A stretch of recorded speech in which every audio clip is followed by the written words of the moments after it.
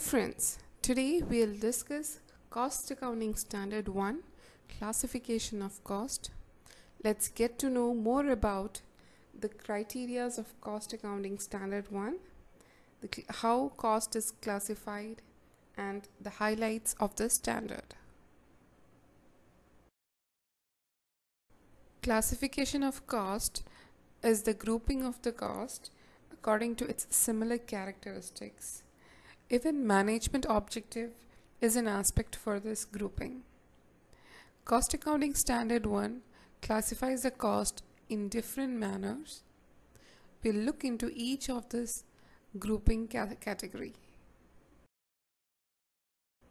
Cost Accounting Standard 1 prescribes the classification of cost for the ascertainment of cost of a product or a service. Moreover, it helps in the preparation of cost statement in a consistent and uniform manner with better transparency. This standard helps the enterprise period-wise comparison and inter-firm comparison. The main principle of this standard is the arrangement of the cost in logical groups having regard to their nature, that is subjective classification, or purpose, that is objective classification. As per this standard, the classification of cost may be on the nature of expense or on the nature of traceability to a cost object, or by its function, or by nature of behavior, or by the nature of production or operation process. Items of cost differ on the basis of their nature. Cost shall be gathered together in their natural grouping such as material, employee, and expense. The elements of cost can be classified in the following three categories, that is material, employees, and expense. Material costs are the cost of the material used for the purpose of production of a product or a service, example raw material cost, packing material cost, etc. Employee cost, on the other hand, is the aggregate of considerations, including benefits paid or payable for the employees for rendering their service for the entity. It includes the employees who are temporary or part-time or contract.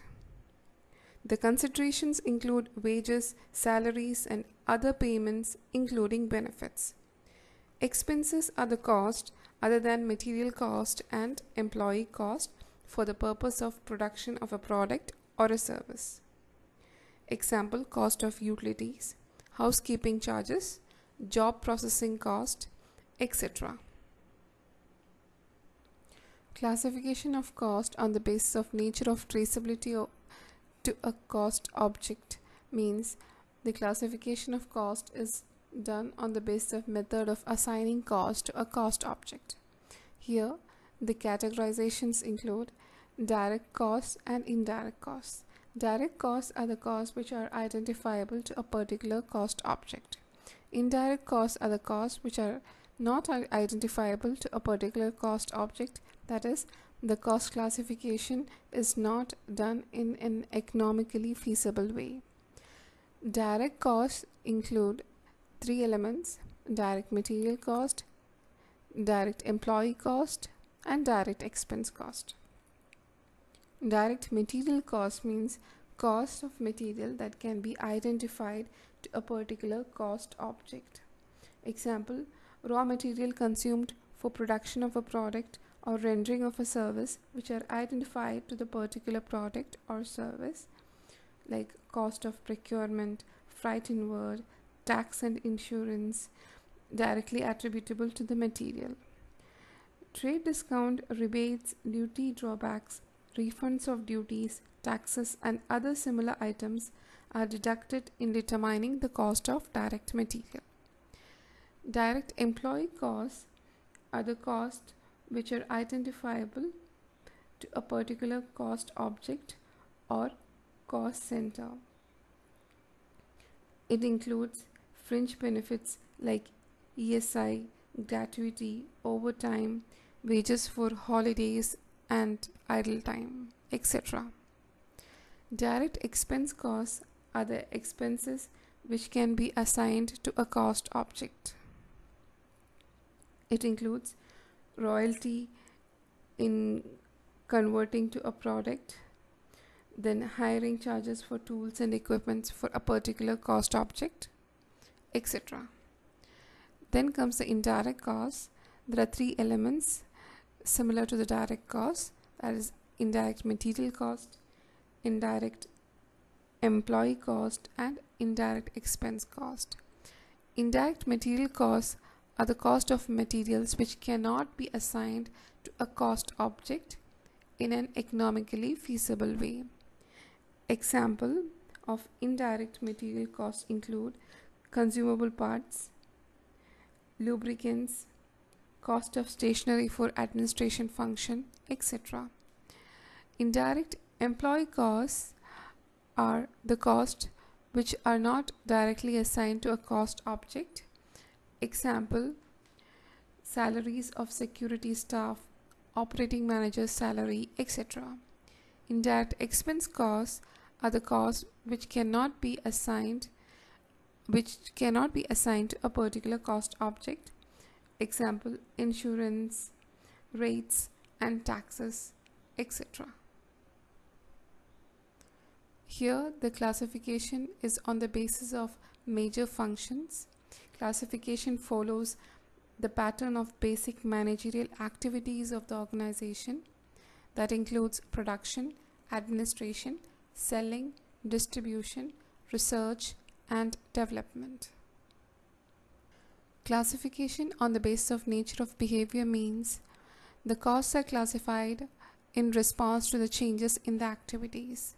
Here the categorization include fixed costs, semi-variable cost and variable cost. Fixed costs are the costs that do not change with an increase or decrease in the amount of goods produced or sold. They are independent of any business activity. Variable cost, on the other hand, are the costs that varies with the level of output.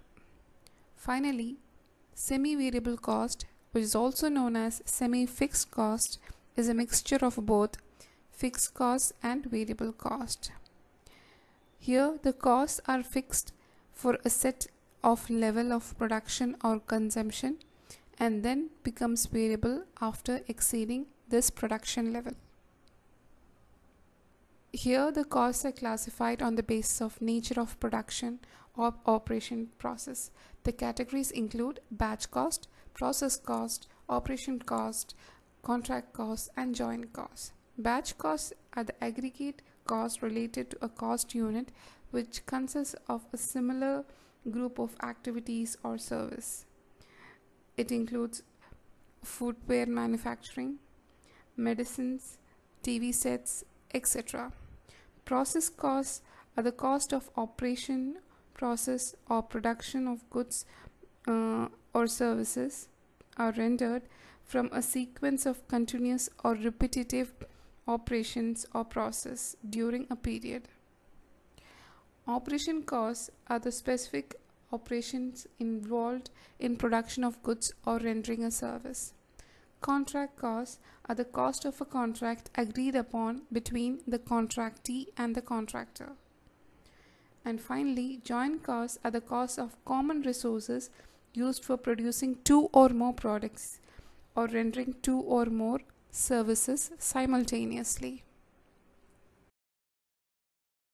This cost accounting standard specifies that the cost of items classified in the cost statement shall be presented on the basis of relevant classification. Moreover, the classification of the cost shall be followed consistently from time to time. The cost accounting standard also specifies that the disclosure should be made in any of the following cases.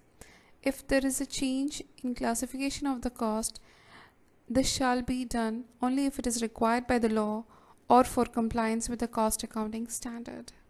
Moreover, if there is a change in the classification of the cost which has a material effect on the cost of the product, this shall be disclosed in the cost statement. If an entity changes the presentation or classification of the items of the cost, this shall also be disclosed.